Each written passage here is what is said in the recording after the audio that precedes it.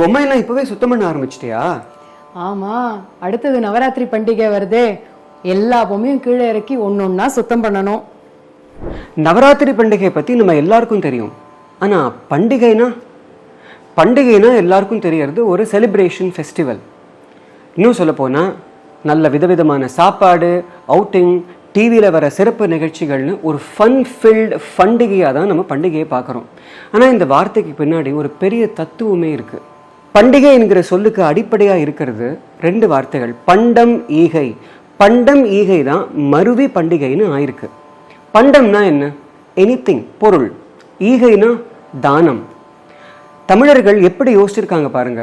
எந்த ஒரு நல்ல நாளையும் பிறருக்கு ஏதாவது ஒரு பண்டத்தை ஈகை செய்து கொண்டாட வேண்டும் என்ற அடிப்படையில் பண்டம் ஈகை என்று பண்டிகை என்கிற வார்த்தையே உருவாக்கியிருக்காங்க. எப்பேற்பட்ட பண்பாடு பார்த்தீங்களா?